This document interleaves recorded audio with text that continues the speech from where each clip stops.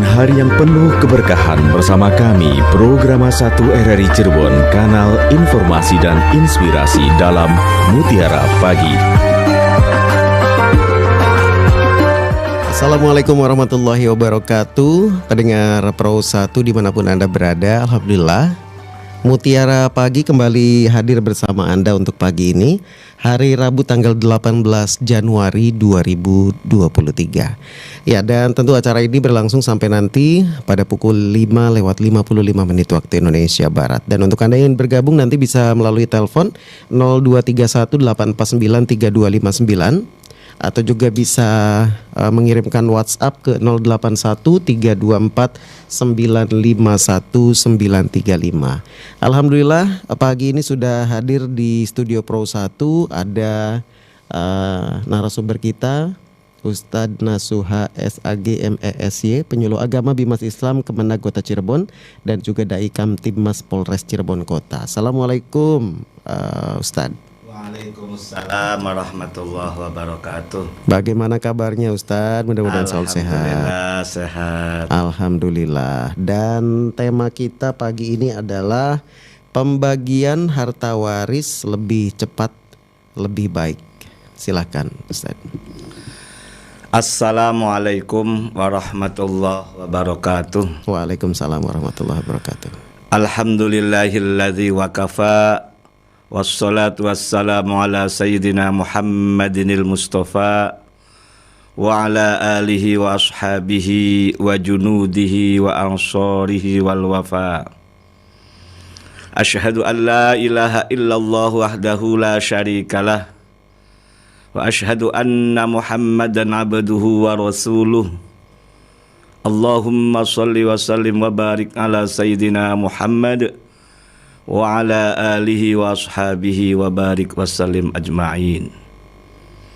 Rabbi israh li sadri wa yassir li amri wahlul 'uqdatam min lisani yafqahu qawli. Ya Fattahu ya Alim, iftah lana futuhal arifin. Para pendengar setia RRI, Radio Kanal Inspirasi yang dimuliakan oleh Allah Subhanahu wa taala. Tahadduts bin nikmah, alhamdulillah pada kesempatan pagi yang berbahagia ini kita mendapatkan karunia nikmat dari Allah Subhanahu wa taala berupa nikmat sehat wal afiat, diberikan umur panjang dan lebih-lebih nikmat iman dan Islam. Oleh karena itu mari kita bersama-sama untuk mensyukuri nikmat tersebut dengan salah satunya adalah melaksanakan salah satu kewajiban umat Islam, yakni thalabul ilmi, melalui siaran RRI Radio Kanal Inspirasi. Semoga kita semua mendapat ziyadatul ilmi dan mendapat ridho Allah Subhanahu wa taala. Salawat serta salam semoga tersampaikan kepada junjungan kita Nabiyana wa Habibana Muhammad sallallahu alaihi wasallam, dan tersampaikan pula kepada para keluarganya, para sahabatnya, para tabi'in, tabi'in, dan mudah-mudahan kita selaku umatnya mendapat syafaat ila yaumil qiyamah. Amin amin ya rabbal alamin.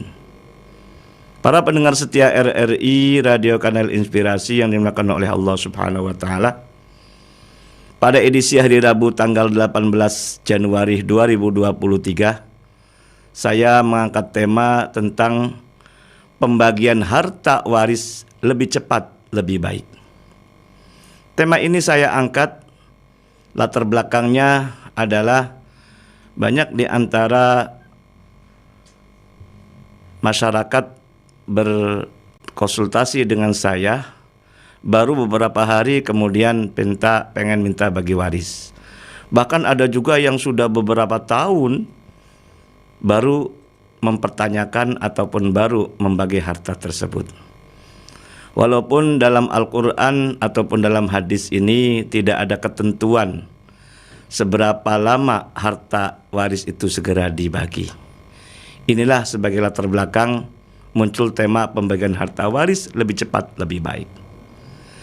Para pendengar dimanapun berada, bahwa dalam pembagian harta waris ini ada ataupun tidak ada masalah ketika ada salah satu di antara keluarga kita atau saudara kita yang telah meninggal dunia, segerakan untuk dibagi harta peninggalannya. Ini kaitannya dengan masalah kapan dan segera atau tidaknya. Ini minimal kita merujuk salah satu hadis Nabi, di mana Nabi Muhammad SAW telah bersabda, "Inna arwahal mu'minina ya'tuna fi kulli lailatin ila sama'id dunya."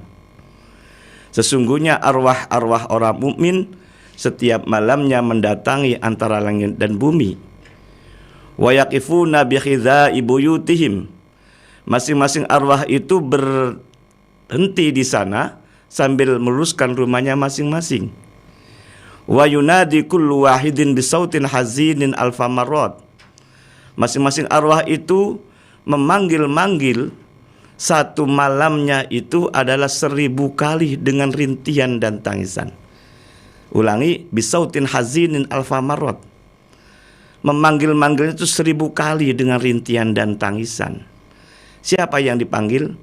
Ya ahli wa aqaribi wa waladi ya man sakanu buyutana wa labithu thiyabana. Yang dipanggil adalah kalau yang meninggal suami, dipanggillah istrinya, atau sebaliknya. Itu bermakna ahli di situ. Kemudian wa aqaribi, orang yang terdekatku. Artinya kakak adiknya dipanggil. Wa waladi, anak-anak keturunannya pun dipanggil. Ya man sakanu buyutana, orang yang menempati rumah pun dipanggil. Sampai wala bithu thiyabana, orang yang memakai pakaian pun dipanggil. Apa harapan dan keinginan almarhumah yang meninggalnya itu? Memanggil-manggil itu, waqtasimu amwalana, bagikanlah harta-harta peninggalanku. Hadis ini mengisyaratkan bahwa almarhumah yang telah meninggal dunia ini, kalau hartanya tidak segera diwaris, kasihan. Karena setiap malamnya memanggil-manggil 1000 kali dengan rintihan dan tangisan. Ini pun banyak pertanyaan, apa iya orang meninggal itu atau memanggil-manggil? Ternyata testimoninya, ketika harta-harta peninggalannya tidak segera diwaris, seluruh ataupun sebagian ahli warisnya itu sering ngimpi. Ngimpinya tuh kadang-kadang tidak enak, memimpikan orang yang telah meninggal dunia di mana hartanya belum dibagi. Nah, di situ. Jadi ada atau tidak ada masalah, segerakan untuk dibagi.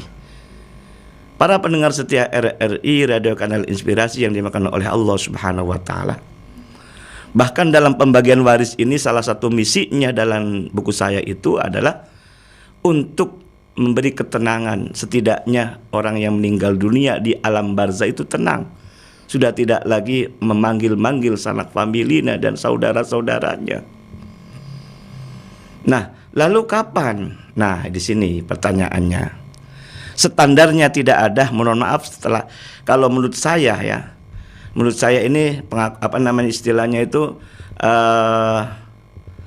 pendapat saya lah, kalau salah mohon maaf, tapi setidaknya ketika kita menjalankan syariat Allah, jangan menabrak syariat yang lain gitu. Contoh, ketika yang meninggal dunia suami, kapan maksimalnya, kapan paling cepatnya gitu loh.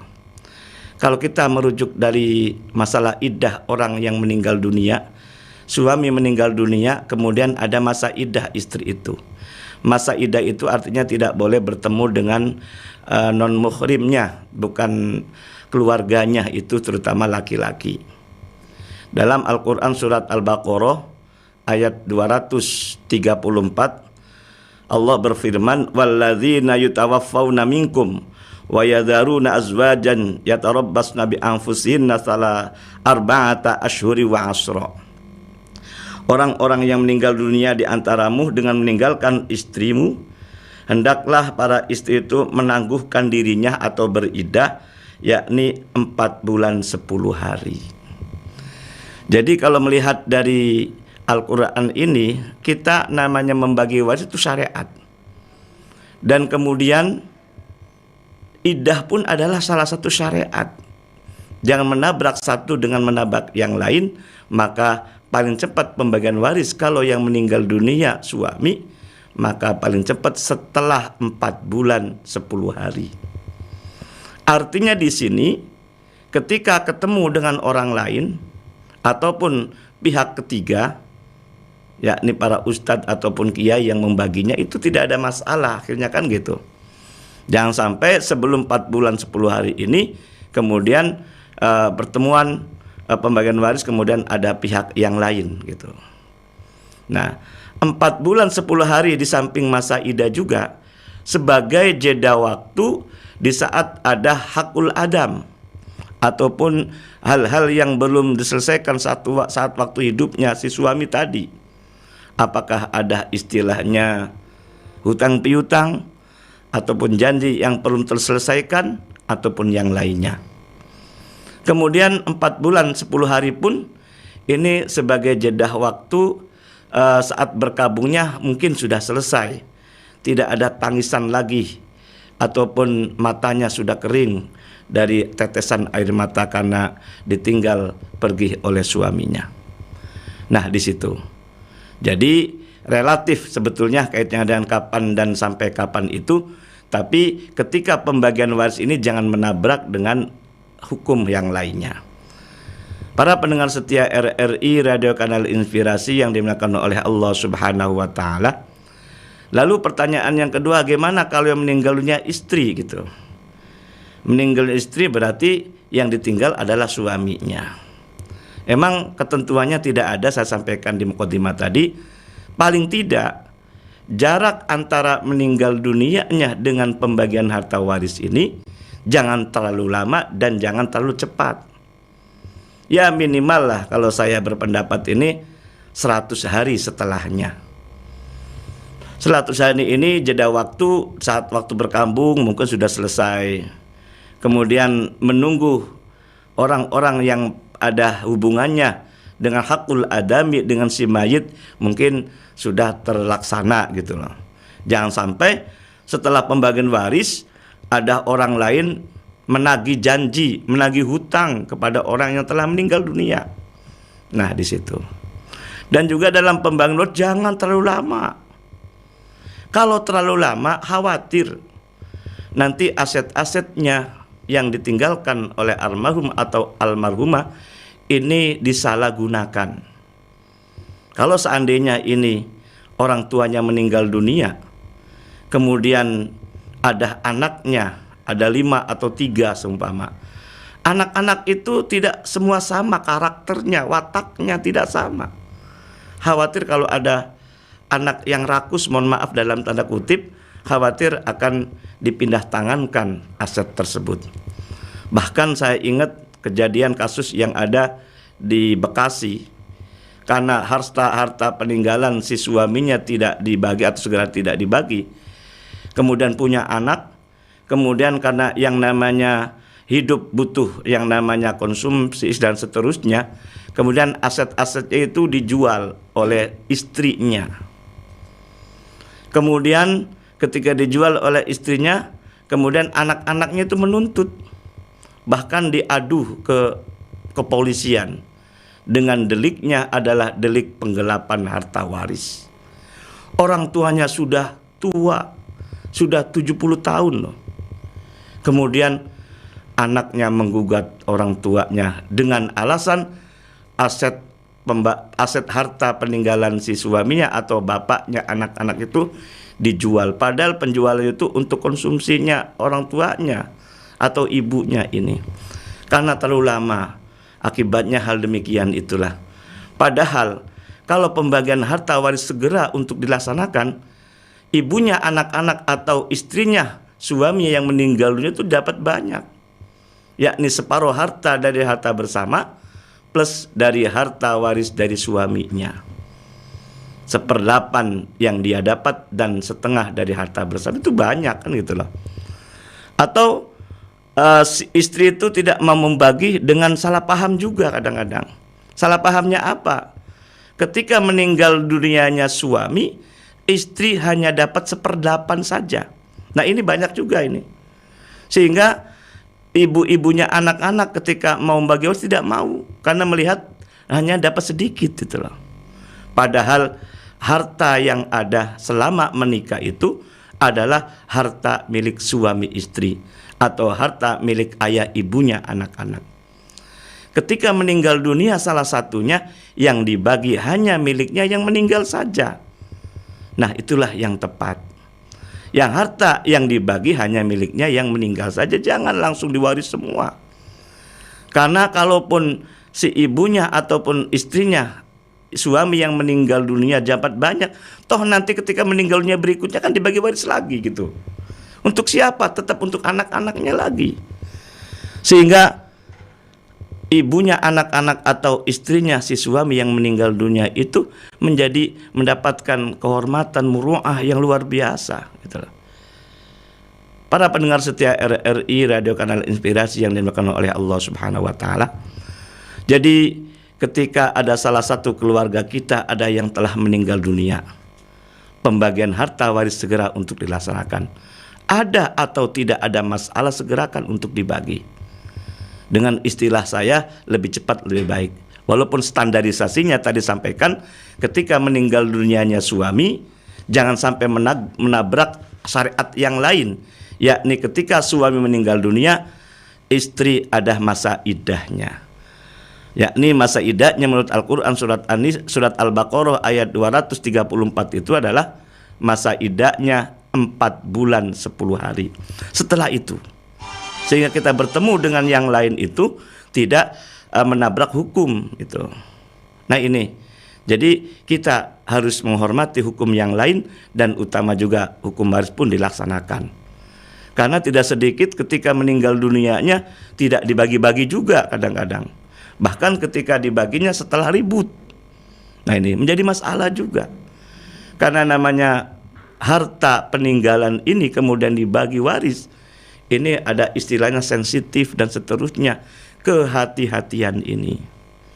Mudah-mudahan melalui Mutiara Pagi ini, RRI Cirebon Kanal Inspirasi ini sebagai media edukasi, media dakwah, media sosialisasi, sehingga yang tadinya tidak paham jadi paham. Dan mangga silakan untuk bertanya, mudah-mudahan bisa saya jawab. Terima kasih. Terima kasih juga Ustaz Nasuha, dan silakan untuk Anda yang ingin bergabung bisa melalui telepon 0231849329 atau juga bisa mengirimkan WhatsApp ke nomor 081324951935. Untuk dua penelpon terlebih dahulu saya terima ya.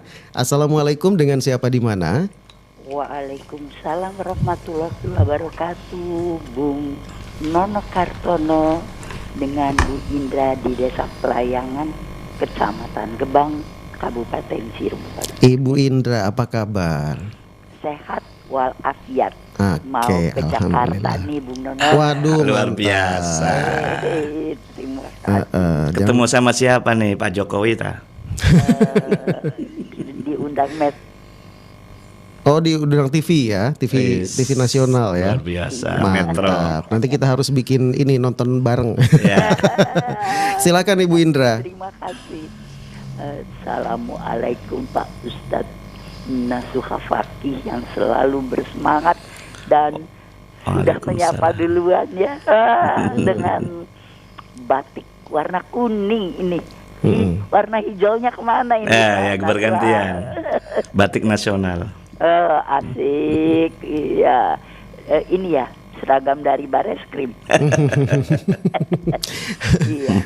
Mengenai cepat atau tidaknya pembagian waris, Pak Ustadz, bagaimana kalau perhitungannya sudah dilakukan, belum dibagikan itu karena asetnya belum terjual, tapi sudah disepakati perhitungan bersamanya.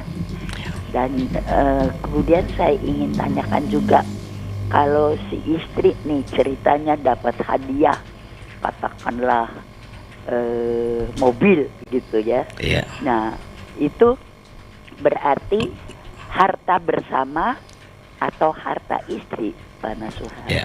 Terima kasih Bung Nono. Assalamualaikum Sama-sama. warahmatullahi wabarakatuh. Waalaikumsalam warahmatullahi wabarakatuh. Ibu Indra di Pelayangan. Terima kasih untuk Ibu Indra di Pelayangan. Dan satu lagi mungkin yang bergabung ke 0231849329 yang ingin mengirimkan WhatsApp juga boleh ya ke 081324951935. Kita sapa dulu Pak Ustadz ya. Assalamualaikum, dengan siapa di mana? Waalaikumsalam warahmatullahi wabarakatuh. Nono dengan Pak Maman di Perumnas. Pak Maman di Perumnas, apa kabar Pak Maman? Alhamdulillah sehat Pak. Sudah sarapan Pak Maman? Ada luar biasa familiar ini Pak Mustarono nih, luar biasa. Silakan Pak Maman. Assalamualaikum Pak Kiai. Waalaikumsalam warahmatullahi wabarakatuh. Pripun kabaripun Pak Maman? Alhamdulillah sehat. Ya, menarik Pak Kiai paparannya pagi ini. Saya ingin menggarisbawahi tentang KHI atau kompilasi hukum Islam. Nah, kaitannya dengan pasal 100 sampai 104 nih. Anak yang lahir di luar pernikahan. Jadi begini, dinyatakan di sana bahwa anak dianggap sah sebagai ahli waris apabila dinikahi oleh yang menggaulinya itu pada saat hamil, gitu. Nah, sementara ada info dari para ustadz juga nih bahwa yang sah itu dinikahinya setelah melahirkan. Sementara di dalam pasal itu apabila dinikahi dalam proses hamil itu dianggap sah untuk mendapatkan ahli waris. Sementara sebaliknya, apabila nikahnya setelah melahirkan tidak dianggap sah untuk mendapatkan waris berdasarkan pasal tadi itu. Itu yang pertama. Yang kedua, Pak Kiai, ini ada keterangan dari Kementerian Agama nih bahwa pernikahan itu dianggap sah apabila standarnya 19 tahun usianya. Nah, bagaimana kalau yang nikah kemudian tadi keterangannya juga hamil di bawah usia 19 tahun? Apakah perlu mendapatkan dispensasi dari pengadilan agama atau bagaimana ini keterangannya untuk mendapatkan tadi kaitan dengan masalah waris itu? Terima kasih Pak Kiai. Anono, terima kasih. Wassalamualaikum warahmatullahi wabarakatuh. Waalaikumsalam warahmatullahi wabarakatuh. Menarik pertanyaannya. Menarik, bakalan panjang nih ceritanya. Karena saya juga jadi ingin nanya jadinya ya. Tapi dari Ibu Indra terlebih dahulu dijawab Pak Ustadz. Ya, terima kasih Bunda Indra. Semoga perjalanan di Jakarta sana lancar dan selamat sampai tujuan. Amin. Kaitannya dengan masalah aset-aset, terutama ketika ada orang meninggal dunia ya, baru aset ditaksir harganya. Jangan sampai belum meninggal sudah dihitung semua gitu loh. Artinya ketika sudah ada salah satu rukunnya sudah terpenuhi, yakni ada orang meninggal dunia, ada ahli waris dan ada harta waris, itu berarti sudah terpenuhi rukun pembagian waris itu. Jangan sampai belum meninggal sudah dihitung-hitung seterusnya kan gitu loh. Nah, ketika meninggal dunia salah satu keluarga ini segerakan untuk dibagi, walaupun relatif tadi, walaupun tadi sebagai pernyataan saya 4 bulan 10 hari atau 100 hari setelah meninggalnya gitu loh. Adapun kaitannya dengan masalah disepakati itu kan ditaksir asetnya gitu loh. Dan kalau bisa harta peninggalan jangan dijual kalau bisa gitu loh. Nah, tetapi tetap dinilaikan rupiah berupa rumah, mobil ataupun yang lainnya. Supaya ketika sudah ada nilai rupiah, kesepakatan yang paling utama, makanya namanya istilahnya bukan harga pasaran tapi harga keluarga. Harga keluarga. Harga keluarga, musyawarah, silakan. Kenapa tidak begitu setuju dengan harta apa tadi? Harga Pak. Harga. Jadi harga keluarga ini artinya tidak boleh mahal, tidak boleh murah gitu maksudnya. Jangan pasar gitu ya. Ya, contoh sumama rumah di NJOP-nya atau di di pajak ya, nilainya itu bangunan rumah sama tanah itu seumpama 200 juta gitu loh. Harga pasarannya itu biasanya 3 kali lipat gitu loh. Berarti 600 juta atau 700 juta. Nah, musyawarah antara keluarga, muncul harta harganya 500 juta. Nah, 500 juta itu namanya harga taksiran atau harga kesepakatan dari keluarga.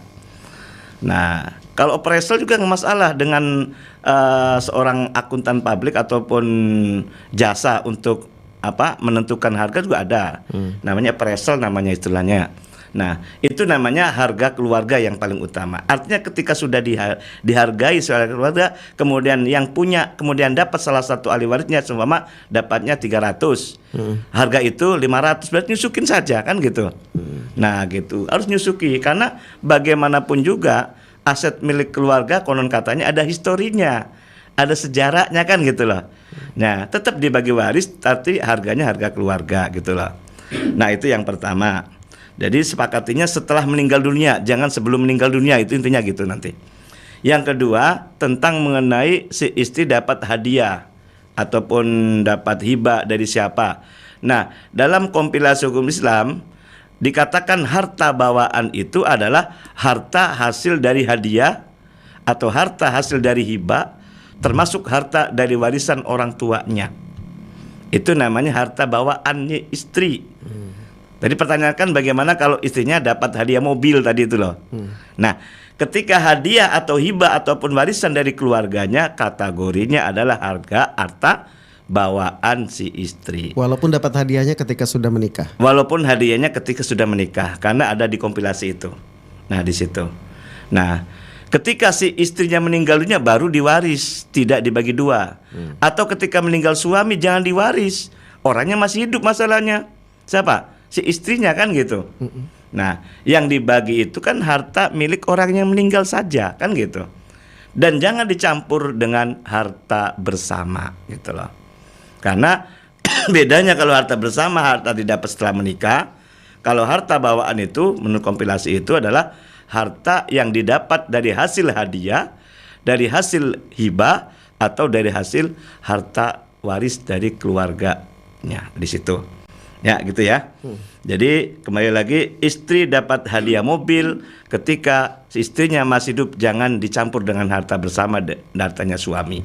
Dan jangan diwaris karena orangnya masih hidup kan gitu. Ya. Nah di situ utama. Nah, kehati-hatian inilah dalam hal memetakan aset-aset peninggalannya kan gitu. Kemudian Pak Maman kaitannya dengan kompilasi hukum Islam pasal 100 sampai pasal 104.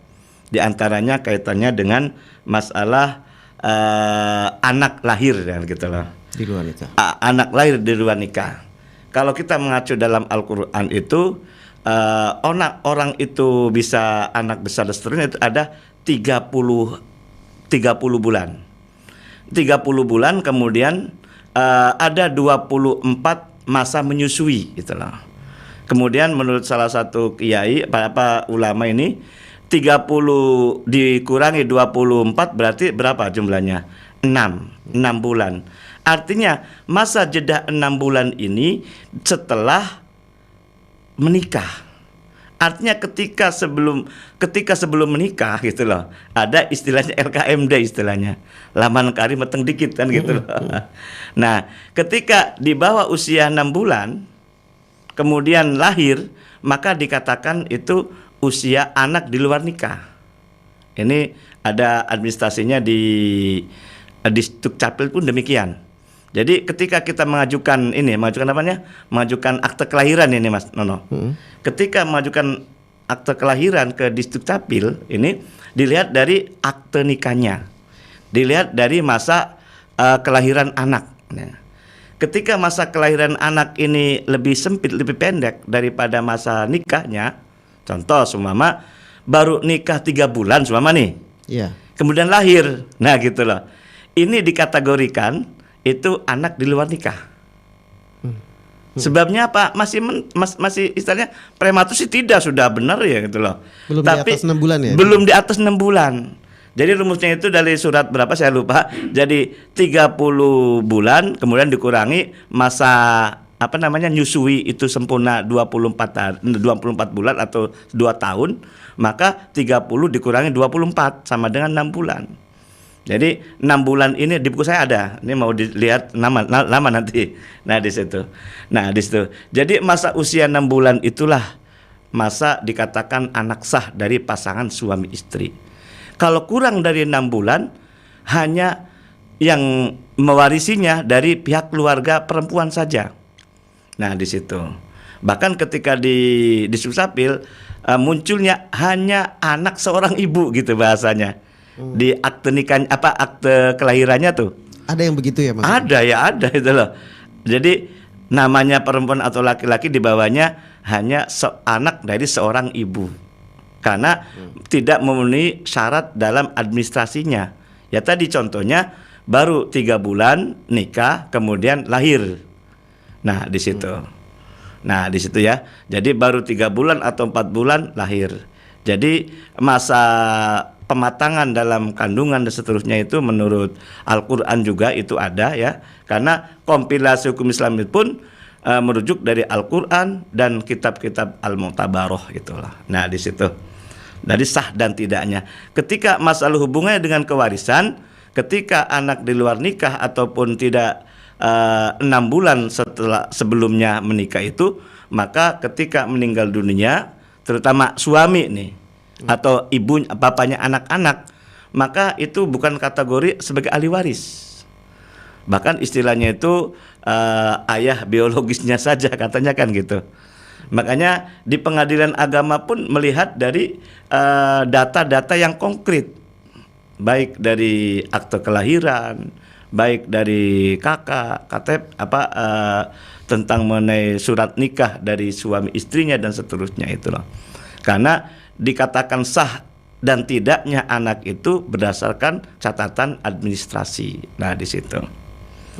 Kaitannya dengan masalah Kementerian Agama tentang mengenai mengatur masalah 19 tahun menikah. Kalau kurang dari 19 tahun ini ada minta dispensasi di pengadilan agama. Ya, ini juga termasuk kontroversial juga sih. Jadi sehingga supaya boleh nikah maka kawin dulu hamil dulu katanya kan gitu. Ini salah paham juga itu sebetulnya. Artinya ketika menikah itu harus matang dalam usia gitu loh. Jangan pernikahan dini lah ibaratnya. Kalau matang insya Allah membina rumah tangga itu dengan sakinah mawaddah warahmah tercapai di situ. Nah, di situ karena akibatnya ini udah hamil dulu aja lah gitu. Nah, kadang-kadang salah juga itu loh. Biar bisa gitu. Dan kemarin juga saya lihat di YouTube juga, waduh, pasangan-pasangan masih SMP, SMA sudah hamil semua, Masya Allah. Akhirnya dispensasi kepada agama dan seterusnya. Itulah yang mohon maaf kadang-kadang salah dalam menerjemahkan kebijakan pemerintah itu. Maka kita harus hati-hati jangan sampai menabrak hukum-hukum yang lain, terutama hukum Islam gitu loh. Ya tadi gara-gara 19 tahun belum 19 tidak boleh, maka hamil dulu supaya boleh nikah. Itu salah paham juga itulah. Ya demikian barangkali yang saya sampaikan. Saya kembali ke soal waris yang di luar nikah, Pak Ustadz. Jadi kalau misalnya di luar nikah itu kan memang tidak ada buktinya ya. Dari akte saja kan hanya ibu begitu. Kemudian tiba-tiba sebetulnya secara biologis itu diakui anaknya. Ini tuh anak saya begitu. Bahkan keluarga ayah juga mengakui misalnya begitu. Tapi ternyata ketika pembagian waris, nah ini pada bingung.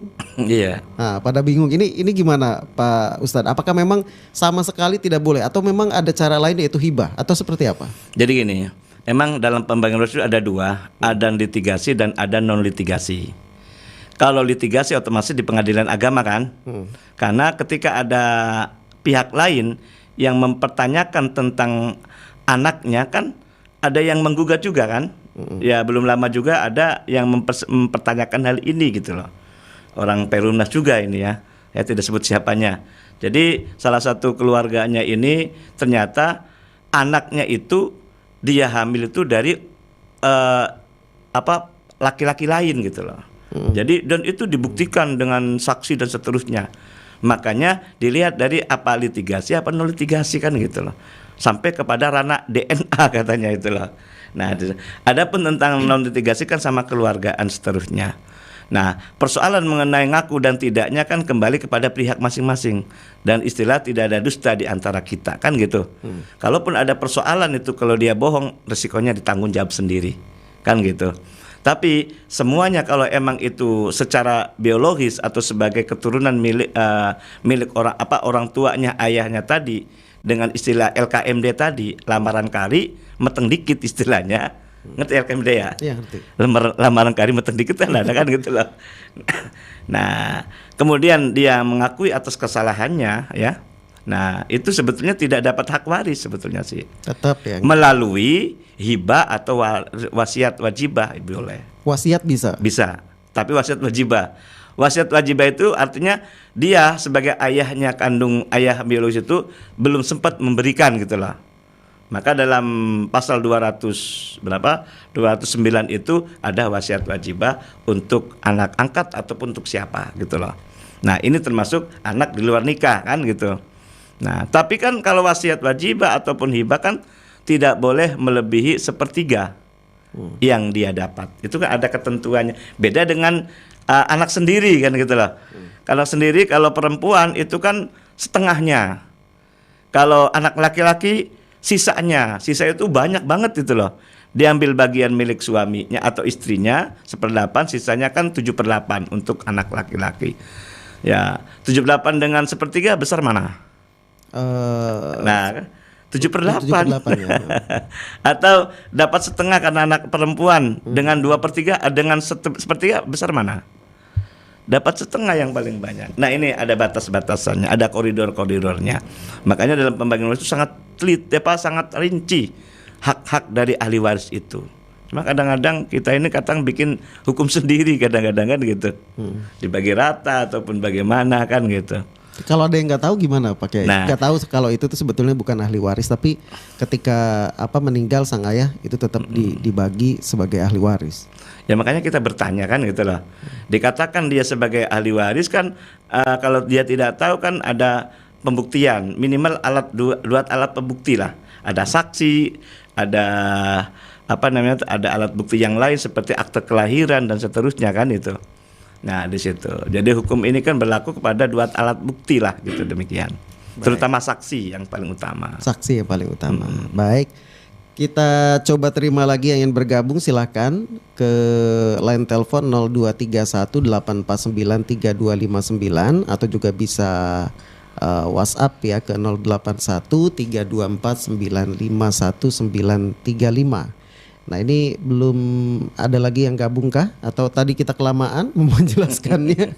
Tapi yang berbicara tentang harta waris begitu ya Pak Kiai. Jadi ternyata memang banyak yang tidak begitu paham sih Pak Kiai ya. Jadi walaupun mungkin sosialisasi terus dilakukan, tapi di beberapa daerah, di beberapa pelosok ini masih tetap dilakukan hukumnya itu menurut kebiasaan itu bagaimana Pak Kiai? Apakah memang bisa dirubah atau tidak sih sebetulnya? Ya. Jadi kita dalam hal menyikapi masalah terutama harta waris ini harus kita hati-hati. Artinya begini, jadi ketika di tempat tertentu ataupun daerah tertentu kan kadang-kadang sifatnya kan istilah kultural, istilah saya sudah kebiasaan, bukan secara struktural gitu loh. Maka saat waktu saya penelitian tahun 2020 kan jangan menggunakan kultural tapi menggunakan struktural. Ada kultural kan kebiasaan, adat kebiasaan. Struktural itu hubungannya dengan masalah keluarga. Ada orang tua, ada ayah, ada anak, dan ada saudara-saudara. Itu kembali kepada secara struktural yang ada pada surat An-Nisa ayat 11-12 itu gitu loh. Tujuan harapannya supaya kita mendapat ridho Allah Subhanahu wa taala. Karena ini ketika salah satu keluarga kita meninggal dunia, ada cara pendistribusiannya yang ilegal dan legal, maksudnya yang legal dan sesuai dengan hukum-hukum Allah gitu loh. Makanya itu jelas sekali ahli warisnya ada 25, kemudian 4-nya karena sababiyah, 21-nya karena nasabiyah. Nasabiyah dibagi 2 secara garis besar, ada laki dan perempuan. Lakinya ada 13, perempuannya ada 8 gitu loh. Dan dari 21 pun dibagi 3 secara garis besar. Ada usuliyah, ada furu'iyah, ada al-hawasi. Ini struktural dalam keluarga. Jangan sampai pembagian harta itu secara kultural serta kebiasaan yang tidak benar. Nah, walaupun di Indonesia kan ada hukumnya ada 3. Ada menggunakan hukum adat, menggunakan hukum waris Islam seperti KHI, dan ada menggunakan hukum perdata. Itu ranahnya juga beda-beda. Kalau KHI itu bagi umat Islam khusus, yang notabene-nya mengaku agama Islam sesuai dengan Undang-Undang Nomor 3 Tahun 2006. Nah, menggunakan kompilasi hukum Islam jelas sekali. Kalau non-Muslim, nah menggunakan perdata kan itu loh, HIR itu ya, Stadblad nomor berapa gitu. Nah, kalau hukum adat, nah ini kadang-kadang tuh ini persoalan. Nah, lebih kuat mana adat dengan hukum Islam kan gitu. Nah, adatnya ternyata itu melanggar, kalau bisa jangan menggunakan adat. Karena bagaimanapun juga kita akan mendapatkan pertanggungjawabkan di hadapan Allah Subhanahu wa taala. Ya kalau kita menerima, kalau kita meyakini kan gitu. Berarti harus kekeh ya Pak. Ya. Walaupun secara lingkungannya itu selalu mengikuti adatnya atau kebiasaannya. Iya. Ya kita kembali kepada pribadi masing-masing kan. Iya. Nah, apakah menggunakan adat mangga tapi risikonya demikian. Nah, kalau kita menggunakan syariat karena kita agamanya agama Islam, KTP-nya KTP Islam juga. Udkhuluhu fis-silmi kafah kan gitu. Iya. Karena banyak juga kemarin saya membagi waris juga, oh iya tak begini tuh kata siapa, nah gitu. Makanya ketika bikin berita acara kan dia merujuk dari surat An-Nisa ayat 11-12. Terutama kemarin kejadian masalah tidak punya anak ternyata. Ada surat An-Nisa 176. Kita tidak abal-abal, kita tidak asal-asalan. Ini adalah ada aturan-aturan yang Allah sampaikan melalui Al-Quran, melalui hadis Nabi dan seterusnya. Karena kita doakan Rabbana atina fid dunya hasanah. Ini akhir kata terakhir saya gitu saya. Kita di akhirat harus bahagia, di dunia juga bahagia. Asal muasal harta yang kita dapatkan itu melalui salah satunya pembagian harta waris yang benar, tepat. Nah, di situ. Waktu kita terbatas, tapi ini saya bacakan dulu WhatsApp yang masuk ke 081324951935 dari hamba Allah. Bagaimana kalau anak ada aktenya, tapi harta warisnya dijegal ibu tirinya? Wah, kayak sinetron ya. Iya, itu banyak gitu. Makanya tidak ada masalah segerakan untuk dibagi. Di situ ada hadir ibu sambung lah, ibu sambung. Ya kita minta kepada pihak yang ketiga. Makanya namanya waris bukan pemberian ya, tapi pembagian. Pembagiannya melalui negara atau melalui umum. Artinya negara institusi maksudnya gitu loh. Melalui pengadilan agama. Ya silakan layangkan gugatan di pengadilan agama menuntut harta waris untuk anaknya. Itu sah itu loh. Jadi kita justiciable ini, orang mencari keadilan itu boleh, apalagi Indonesia negara hukum kan gitu. Panglima tertinggi adalah hukum, silakan adukan ke pengadilan agama. Nah di situ supaya hak-hak yang dia dapatkan akan terperolehkan gitulah. Nah di situ. Jadi pihak ketiga lah, karena warisan bukan pemberian tapi pembagian. Harus ada orang yang membagi. Membagi institusi negara adalah pengadilan agama kalau kita umat Islam. Kalau non-muslim melalui pengadilan negeri. Nah, kalau bisa melalui kekeluargaan, undang kiai, ustadz setempat yang punya kapasitas tentang tentang ilmu waris ini. Sehingga tidak asal-asalan dalam membagi sesuai dengan kode hukum dalam Al-Quran, hadis dan KHI kompilasi Islam. Demikian. Baik, waktu kita terbatas, sebagai penutup silakan dari Pak Ustadz. Para pendengar di Mata Berada dan Nono Kartono, terima kasih. Mudah-mudahan melalui siaran RRI ini kita tahu sejauh mana pembagian harta waris, apakah lebih cepat, lebih baik, ataupun nanti diundur-undur. Ini persoalannya. Mudah-mudahan tidak ada masalah pembagian harta waris, segera untuk dibagi. Dengan pembagian harta waris ini, terutama almarhum di alam barzah tenang dan ahli waris yang satu dengan yang lainnya tidak ada sakwa sangka, suudzon dan kecemburuan dalam keluarga. Terima kasih, mohon maaf. Wassalamualaikum warahmatullahi wabarakatuh. Waalaikumsalam warahmatullahi wabarakatuh. Terima kasih Ustadz dan pendengar, hingga di sini Mutiara Pagi untuk edisi hari ini, hari Rabu tanggal 18 Januari 2023. Wassalamualaikum warahmatullahi wabarakatuh.